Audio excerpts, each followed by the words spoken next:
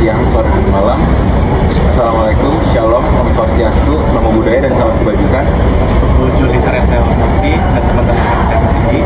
Kami dari kelompok 3, mahasiswa dan mahasiswi Trisakti School of Management Kelas B, Angkatan 2023. Tugas ini kami buat untuk menyelesaikan proyek pelajaran teknologi sistem informasi yang berjudul Analisis Pengaruh E-commerce terhadap UMKM di era digital. Semoga video ini dapat bermanfaat. Selamat menyaksikan.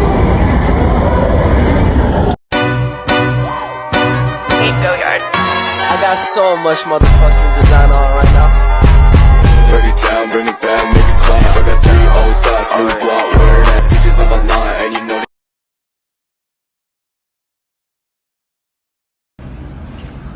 Oke, di sini kita akan memasuki ke bagian pembahasan. Pertama, kita akan membahas tentang e-commerce. E-commerce adalah proses jual beli produk, layanan, atau informasi melalui jaringan komputer, terutama internet. Dampaknya sangatlah luas yang dapat mempengaruhi semua area bisnis modern. Marketplace adalah contoh bisnis e-commerce yang berfungsi sebagai perantara antara penjual dan pembeli. Pihak penjual beroperasi di platform seperti Lazada dan Shopee, menangani transaksi dan pesanan. E-commerce memungkinkan transaksi selama 24 jam dari berbagai lokasi melalui media elektronik yang memanfaatkan jaringan internet ataupun bisa menggunakan juga WiFi. Pengertian menurut para ahli, Shelly Cashman, e-commerce atau kependekan dari electronic commerce merupakan transaksi bisnis yang terjadi dalam jaringan elektronik seperti internet. Menurut Johnny Wong, pembelian, penjualan, dan pemasaran barang serta melalui jasa sistem elektronik. Perkembangan e-commerce di Indonesia. Pada tahun 1999, Forum Kaskus menjadi cikal bakal toko online di Indonesia yang didirikan oleh Andrew Darwish, disusul oleh Bineka.com yang juga menjadi tempat jual beli secara online di Indonesia. Perkembangan e-commerce yang pesat merupakan dampak dari masyarakat yang mulai mengenal internet secara luas. Faktor-faktor yang mempengaruhi perkembangan e-commerce. Yang pertama, meningkatnya penggunaan smartphone. Yang kedua, meningkatnya populasi manusia. Yang ketiga, penggunaan internet semakin banyak. Yang keempat, tingginya penggunaan sosial media. Yang kelima, perusahaan teknologi finansial turut berkembang. Jenis-jenis e-commerce. Yang pertama ada B2B atau business to business. Yang kedua ada B2C, business to consumer. Yang ketiga ada C2C, consumer to consumer. Yang keempat ada C2B, consumer to business. Yang kelima ada B2E, business to employee. Yang keenam ada e-government, government to citizen. Yang ketujuh ada mobile commerce atau m-commerce. Yang kedelapan ada social commerce. Yang kesembilan ada konvensional commerce. Nah, setelah kita tahu apa itu e-commerce dan manfaat-manfaatnya, mari kita masuk ke kelebihan dan kekurangan e-commerce. Kita mulai dari kelebihan e-commerce terlebih dahulu. Yang pertama, ada biaya operasional lebih rendah daripada toko offline. Yang kedua, bisa mendatangkan konsumen global. Yang ketiga, cepat beradaptasi dengan perubahan. Yang keempat, fleksibilitas operasional. Dan yang kelima, jumlah transaksi online terus meningkat.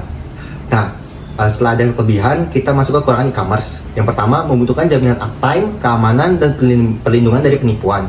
Yang kedua, tingkat pengembalian barang yang tinggi. Yang ketiga, persaingan yang tinggi. Yang keempat, ketergantungan terhadap teknologi. Yang kelima, berpotensi mematikan pasar konvensional. Nah, di e-commerce juga terdapat mekanisme utama. Ada dua, yaitu yang pertama elektronik katalog dan elektronik auction. Yang pertama, elektronik katalog atau yang biasa kita kenal katalog elektronik, terdiri dari database produk, direktori, dan kemampuan pencarian dan fungsi presentasi. Yang kedua, electronic auctions atau yang kita bisa kenal lelang elektronik, digunakan untuk meningkatkan pendapatan penjual dengan memperluas basis pelanggan dan memperpendek siklus lelang. Nah, setelah itu kita ingin mencari tahu tentang ancaman-ancaman pada e-commerce. Yang pertama, ada sistem penetration, yang artinya orang-orang yang tidak berhak melakukan akses ke sistem komputer dapat dan diperbolehkan melakukan segala sesuatu sesuai dengan keinginannya. Yang kedua, ada authorization violation, artinya pelanggaran atau penyalahgunaan wewenang legal yang dimiliki oleh seseorang yang berhak mengakses sebuah sistem. Yang ketiga, ada planting, yang artinya memasukkan sesuatu ke dalam sebuah sistem yang dianggap legal, tetapi belum tentu legal di masa yang akan datang. Nah, Di e-commerce juga terdapat mekanisme pembayarannya. Yang pertama ada micropayment, yang artinya salah satu alternatif pembayaran elektronik atau uang elektronik dengan mekanisme pembayaran melalui internet ataupun media lain. Yang kedua ada debit card, artinya kartu pembayaran secara elektronik yang diterbitkan oleh sebuah bank mengacu pada saldo tabungan nasabah di bank penerbit tersebut. Yang ketiga ada e-wallet atau dompet elektronik adalah alternatif untuk semua metode pembayaran tradisional. Yang keempat ada credit card, yang artinya suatu jenis penyelesaian transaksi retail dengan sistem kredit. Usaha mikro kecil dan menengah atau biasa disebut dengan UMKM adalah usaha produktif yang dimiliki perorangan maupun badan usaha yang telah memenuhi kriteria sebagai usaha mikro. Indikator yang mempengaruhi UMKM. Yang pertama ada lama usaha. Lama bisa didefinisikan seberapa jauh waktu yang telah ditempuh dalam suatu hal. Sedangkan usaha yaitu kegiatan yang dilakukan individu untuk mendapatkan apa yang diinginkan. Lama usaha berarti seberapa jauh waktu yang telah ditempuh dalam suatu kegiatan usaha. Nah, tentunya semakin lama suatu usaha berjalan, maka semakin banyak hal yang terjadi dalam usaha tersebut. Oleh sebab itu, dengan adanya asumsi bahwa semakin lama usaha tersebut berjalan, maka akan mengakibatkan adanya perkembangan usaha yang signifikan ke arah positif ataupun negatif. Biasanya usaha yang lama berdiri cenderung lebih berkembang karena sudah memiliki banyak pengalaman dalam menjalankan usahanya dan dapat bersaing dengan usaha atau pelaku UMKM lainnya. Yang kedua, ada modal kerja atau usaha. Modal usaha adalah uang yang dipakai sebagai pokok untuk pedagang yang dapat dipergunakan untuk menghasilkan suatu yang menambah kekayaan. Modal dalam pengertian ini dapat diartikan sebagai sejumlah uang yang digunakan dalam menjalankan kegiatan-kegiatan bisnis. Banyak kalangan yang memandang bahwa modal uang bukanlah segala-galanya dalam sebuah bisnis. Namun perlu dipahami bahwa uang dalam sebuah usaha sangat diperlukan. Dengan begitu, seorang pengusaha harus dapat mengelola modal secara optimal sehingga bisnis yang dijalankan dapat berjalan dengan lancar. Yang ketiga ada lokasi. Lokasi adalah tempat usaha di mana seseorang mendapatkan kenyamanan dalam melakukan transaksi jual beli barang ataupun jasa. Faktor lokasi yang baik cenderung relatif bagi setiap jenis usaha. Lokasi yang baik suatu usaha dilihat dari kedekatan atau jauhnya suatu kegiatan dengan kegiatan lain dan apakah memiliki dampak atas kegiatan usaha masing-masing. UMKM memiliki beberapa jenis. Yang pertama ada usaha mikro. Usaha mikro adalah suatu usaha ekonomi produktif yang paling kecil dan dijalankan oleh individu atau rumah tangga. Yang kedua ada usaha kecil. Usaha kecil adalah suatu usaha ekonomi produktif yang independen dan berdiri sendiri yang dimiliki perorangan atau kelompok dan bukan sebagai badan usaha cabang dari perusahaan utama. Yang ketiga ada usaha menengah. Usaha menengah adalah usaha dalam ekonomi produktif dan bukan merupakan cabang atau anak usaha dari perusahaan pusat serta menjadi bagian secara langsung terhadap usaha besar ataupun usaha kecil. Sekarang kita akan masuk ke bagian pendapatan. Apa itu pendapatan? Pendapatan dalam segi ekonomi adalah pendapatan uang yang diterima dan diberikan kepada subjek ekonomi berdasarkan prestasi-prestasi yang diserahkan, yaitu berupa pendapatan dari profesi yang dilakukan sendiri atau usaha perorangan dan pendapatan dari kekayaan. Lalu kita akan masuk ke faktor-faktor yang mempengaruhi pendapatan. Faktor-faktor yang mempengaruhi pendapatan ini dibagi dua, yaitu pendapatan perorangan dan pendapatan perusahaan. Yang pertama kita akan bahas faktor-faktor yang mempengaruhi volume pendapatan dalam sebuah perusahaan. Yang pertama, kondisi dan kemampuan penjualan, di mana sebuah perusahaan yang memiliki kemampuan penjualan yang baik akan memiliki volume pendapatan yang besar. Yang kedua, kondisi pasar, di mana sebuah perusahaan yang masuk ke dalam kondisi pasar yang baik akan memiliki volume pendapatan yang tinggi. Yang ketiga, modal, di mana sebuah perusahaan yang memiliki modal tinggi akan memiliki kecenderungan persentase volume pendapatan yang tinggi. Yang keempat, kondisi operasional perusahaan. Kondisi operasional perusahaan yang memiliki kualitas yang baik maka akan membuat volume pendapatan perusahaan tersebut naik juga. Dan hal ini dipengaruhi oleh produk, harga, distribusi, dan promosi dari perusahaan tersebut. Lalu kita akan masuk ke faktor-faktor yang mempengaruhi pendapatan perseorangan. Yang pertama ada kesempatan kerja yang tersedia. Kedua, kecakapan dan keahlian. Ketiga, motivasi. Keempat, keulatan kerja. Kelima, banyak sedikitnya modal digunakan. Dan ini semua tergantung dengan kualitas karyawan tersebut. Dampak e-commerce terhadap pengembangan bisnis UMKM. Seperti kita tahu bahwa pemanfaatan teknologi online dalam e-commerce secara umum akan meningkatkan kinerja. Kinerja apa sih yang kita maksud? Nah, kinerja yang kita maksud di sini adalah kinerja keuangan, di mana salah satu manfaatnya adalah meningkatkan laba melalui peningkatan penjualan. Karena itulah, kesejahteraan masyarakat akan meningkat dengan berkembangnya usaha. E-commerce dapat membantu UMKM dalam meningkatkan kualitas informasi yang lebih baik akan produknya, memiliki pasar yang lebih luas sehingga pendapatan dan keuntungan akan terus meningkat. Melalui e-commerce juga, para pelaku UMKM dapat memperluas jangkauan bisnisnya dengan kehadiran website dan aplikasi online shop yang dapat lebih mudah menjangkau pelanggan. E-commerce juga membuka jalan baru untuk para pelaku usaha menjalankan promosi, membuat masyarakat lebih cinta terhadap produk lokal karena produk-produk lokal mudah dijangkau lewat e-commerce. E-commerce juga mampu memberikan pelayanan yang lebih responsif sehingga meningkatkan loyalitas pelanggan. Nah, selanjutnya kita akan membahas dampak e-commerce terhadap pendapatan bisnis UMKM. Nah, e-commerce mempengaruhi pendapatan UMKM sebesar 12% seperti pada diagram di samping. E-commerce juga mempengaruhi omset penjualan sebesar 31%. Nah, meningkatnya omset ini diakibatkan oleh karena UMKM dapat menjual produknya hingga ke pasar global karena adanya teknologi yang bernama e-commerce ini. Usaha-usaha yang memanfaatkan teknologi e-commerce akan mendapatkan beberapa keuntungan, yaitu yang pertama, terbukanya aliran pendapatan baru atau revenue stream baru yang lebih menjanjikan serta tidak dapat ditemui pada sistem transaksi tradisional. Pastinya dong, karena jangkauan pasar jika kita menggunakan sistem transaksi tradisional hanya sebatas tetangga, teman atau keluarga saja yang menjadi pembeli.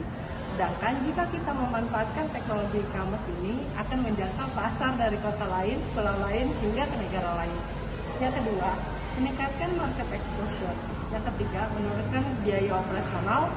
Karena jika kita menggunakan online shop untuk berjualan, kita bisa berjualan dari rumah dan tidak perlu menyewa ruko atau tempat jualan. Yang keempat, itu memperluas jangkauan atau global. Yang kelima, meningkatkan kesetiaan pelanggan. Yang keenam, meningkatkan manajemen pemasok. Yang terakhir itu mempersingkat waktu produksi dan meningkatkan rantai nilai atau value chain. Selanjutnya, kita akan membahas mengenai dampak pengaruh e-commerce terhadap jumlah pelanggan bisnis UMKM. Di zaman yang serba modern sekarang ini, pemasaran melalui media sosial merupakan salah satu hal yang harus dilakukan oleh para pelaku bisnis, khususnya para pelaku UMKM. Media sosial sendiri sangat digemari oleh masyarakat karena kemudahannya untuk mencari berbagai macam informasi melalui smartphone mereka.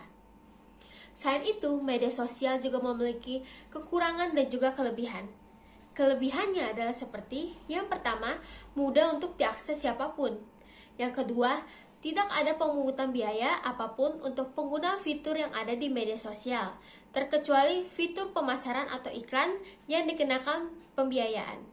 Lalu yang ketiga, dapat berinteraksi dengan berbagai macam pelanggan dimanapun dan kapanpun. Selain itu, kita juga mengetahui bahwa era globalisasi saat ini juga dikenal dengan sebutan era ekonomi digital yang di dalamnya menerapkan berbagai macam teknologi untuk menjalankan kegiatan ekonominya.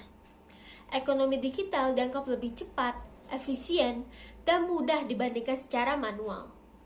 Meskipun demikian, pelaku UMKM telah menerapkan teknologi pada kegiatan ekonominya. Namun, masih ada loh yang menutup mata terhadap teknologi, bahkan menjalankan kegiatan bisnisnya secara manual. Padahal e-commerce dapat memajukan bisnisnya. Banyaknya masyarakat yang menggunakan e-commerce juga menjadi salah satu pendukung untuk melakukan perdagangan secara online. Dan berikut terdapat data hasil penjualan UMKM di tahun 2017 sampai 2021 di Indonesia. Variabel penerapan e-commerce yang tidak memiliki pengaruh yang signifikan terhadap pendapatan UMKM. Dampak yang dirasakan oleh UMKM dengan penerapan e-commerce adalah pendapatan memang naik, namun hanya berlangsung sebentar dan sisanya pendapatan akan semakin menurun. Hal ini dikarenakan patokan harga yang ditawarkan oleh UMKM dan akan ditambah sejumlah 20-40% dari harga asli oleh penyedia jasa e-commerce. Selain itu juga, karena penelitian dilakukan oleh tahun 2020 awal, terjadi pergeseran pola perilaku masyarakat yang menyebabkan penerapan e-commerce performanya semakin belum maksimal. Pendapatan ini menolak penelitian yang dilakukan oleh Sendorini dan juga penelitian yang dilakukan oleh Afri Nawati mengenai pengaruh e-commerce yang memberikan dampak yang signifikan terhadap pendapatan UMKM. Dan berikut terdapat contoh pendukungan e-commerce terhadap para UMKM di Sumatera Barat. Seperti yang kita ketahui, Sumatera Barat sudah dikenal dengan produk kerajinan dan juga kulinernya. Selain itu juga, diberikan pelatihan rutin oleh RKB tentang pemasaran dan juga belanja online kepada masyarakat dan juga para UMKM. Kegiatan UMKM selalu dikontrol dan juga didukung oleh pemerintah. Hal ini tentu saja menjadikan e-commerce menjadi elemen penting dalam pengelolaan UMKM untuk meningkatkan pendapatannya di Sumatera Barat. Dan selanjutnya akan ada video mengenai gimana kondisi pasar UMKM secara langsung. Ayo kita lihat yuk videonya.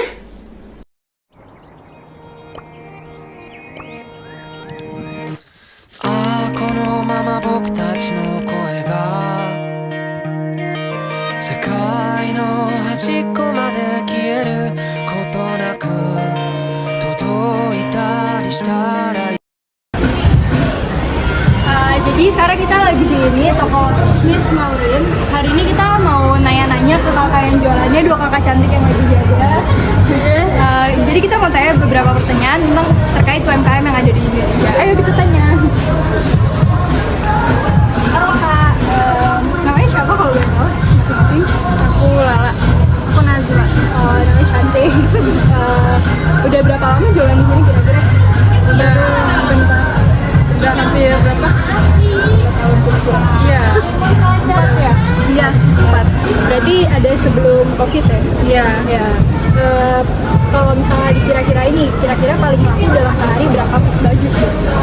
Paling banyaknya? 30. 30? Paling, kalau misalnya paling dikit, pelanggannya itu berapa? Ada yang kejual gitu ya? Oh, yang betul berapa? 15? Iya. Kalau nggak 15 ya tergantung, bisa 5, kadang-kadang 5 aja. 5? Nggak apa, masih aku tanya. Ada berapa banyak, apa yang ngebedain dari toko ini sama toko-toko lain gitu? Kalau ini kan kayak baju import dari luar gitu. Ya rata-rata tuh ini import dari Bangkok ya. Oh, berarti kualitasnya lebih Juga apa khususnya khusus perempuan, nggak ada buat laki-laki. Berarti kualitasnya lebih terjamin guys di sini. Terus apa perbedaannya jualan sebelum Covid sama sesudah Covid? Kalau sebelum Covid sih kita lebih ini ya lebih sepi gitu, kadang-kadang nggak kejual sama sekali gitu. Kalau misalkan ini sih lumayan, udah agak rame gitu ya, nggak kayak sebelum Covid gitu. Ini di sini punya toko online-nya nggak? Ada. Di mana aja kalau udah tahu? Kalau di Shopee namanya Lakoga Store. Kalau di TikTok juga sama namanya, di Instagram juga sama, bedanya A-nya double kalau di Instagram. Lebih rame di online shop apa lebih rame di toko offline gitu? Offline. Offline ya? Kalau di online itu nggak selengkap kayak di tokonya. Oh iya, sebaiknya lebih banyak ya kalau di sini ya, lebih jadi bisa. Kalau pendapatannya kira-kira lebih gede di online atau lebih gede di offline kayak gini? Offline juga? Iya. Dampak yang paling berasa setelah adanya online, toko online terus mulai ramai setelah Covid ini, toko online mulai banyak yang ramai kan? Dampak yang paling berasanya apa buat toko offline kayak gini? Sepi gitu ya, dibandingkan online mah kayak orang-orang bisa belanja dari rumah gitu, nggak harus datang ke toko gitu. Itu aja sih pertanyaannya dari aku. Terima kasih ya kak sekali lagi, semoga tokonya laku ya. Amin. Dadah. Kasih ya kak. Iya. Dari pembayarannya bisa apa aja ya kak? Bisa debit, bisa transfer, sama QRIS. Pakai bayar pakai Desa QRIS bisa non payment? Jadi 200 ya kan iya. Boleh pakai gampang. Langsung bisa juga bro. Jadinya apa aja?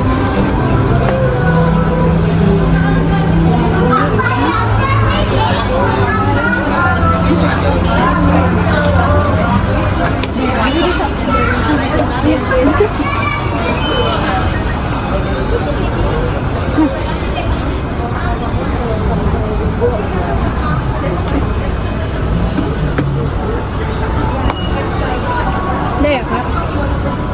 Ya.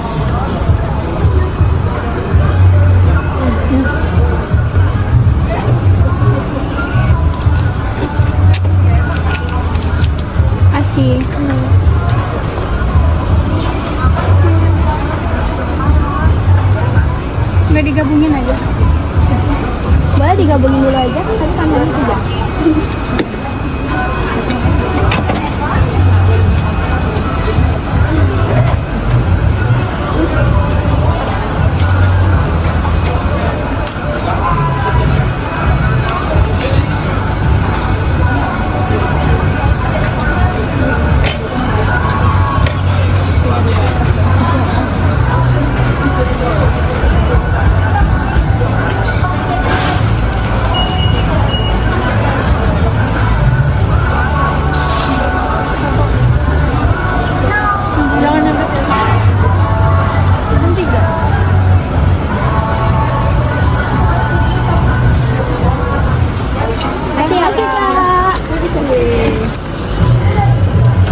Kesimpulannya, jika para pedagang UMKM bisa memanfaatkan teknologi dengan baik, justru e-commerce akan sangat membantu untuk mendapatkan lebih banyak keuntungan.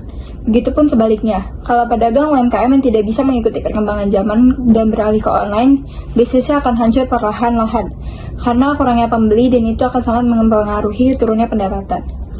Sekian dari kelompok kami, mohon maaf jika ada kekurangan kata atau salah tutur kata. Terima kasih.